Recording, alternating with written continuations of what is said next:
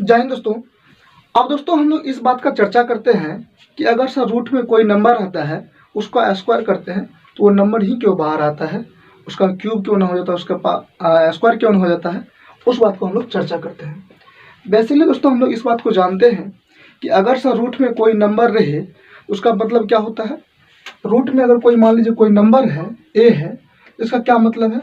इसका मतलब ये है दोस्तों कि इसके करने में क्या छुपा रहता है, दो छुपा रहता है। क्या छुपा रहता है? इसके करने में दो छुपा रहता है। ठीक है दोस्तों।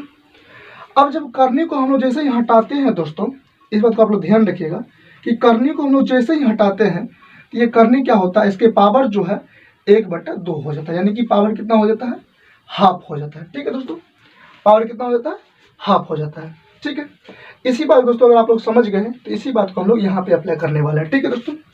अब यहाँ पे दोस्तों देखिए कि यहाँ पे क्या है कि रूट ए के होल स्क्वायर है। ठीक है, हम लोग करते क्या है कि अगर ए स्क्वायर को हम लोग लिख सकते हैं ए गुना ए, तो इसको भी लिख सकते हैं क्या, रूट ए गुना का रूट ए। ठीक है दोस्तों, कर सकते हैं कि नहीं कर सकते, पहले आप लोग बताइए। ठीक है दोस्तों, कर सकते हैं।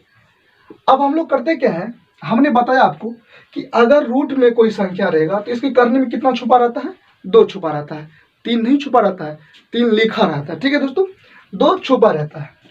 अब इस बात को हम लोग गौर करते हैं, इसके करने को अगर हटाएंगे तो इस बेसिस पे हम लोग कह सकते हैं सर कि ए के पावर कितना हो जाएगा, 1/2 होगा कि नहीं होगा, होगा।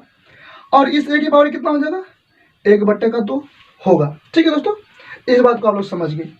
अब दूसरा हम यहाँ पे कंसेप्ट ये देना चाहेंगे आपको दोस्तों, आप लोग जानते हैं कि अगर सर बेस समान रहे, क्या रहे, बेस रहे समान, क्या रहे, बेस समान रहे, तो दोस्तों क्या होता है, अगर वह गुना में रहे उसका पावर क्या होता है, आपस में जुड़ता है।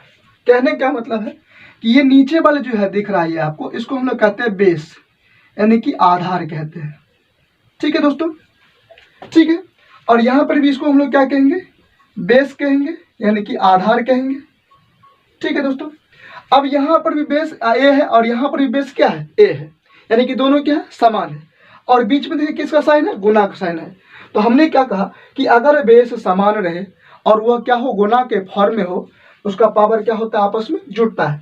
तो इस बेसिस से हम लोग कह सकते हैं, ये कह सकते हैं कि सर जब बेस समान रहे तो इसका पावर क्या होता है, आपस में जुड़ता है।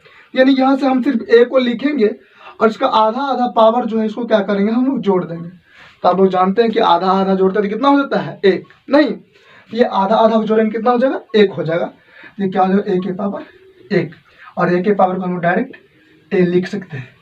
अब दोस्तों समझ में आया कि अगर कोई संख्या रूट में रहे तो वह संख्या खुद ही क्यों बाहर निकलता है।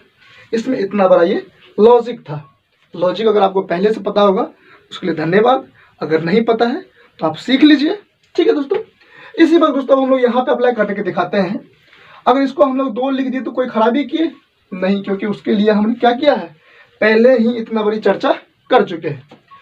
इसको हम लोग 3 लिखे तो कोई गलत करेंगे नहीं करेंगे, क्योंकि इसके लिए भी तो 3 लिखने के लिए तो हमने क्या किया है, इतना बड़ा चर्चा किए हैं। ठीक है दोस्तों, उम्मीद दोस्तों ये आपको समझ में आया होगा। ठीक है दोस्तों, वीडियो अच्छा लगा तो हम लोग चैनल को सब्सक्राइब करके ही जाइएगा और वीडियो को लाइक करके। थैंक यू दोस्तों, मिलते हैं नेक्स्ट वीडियो में।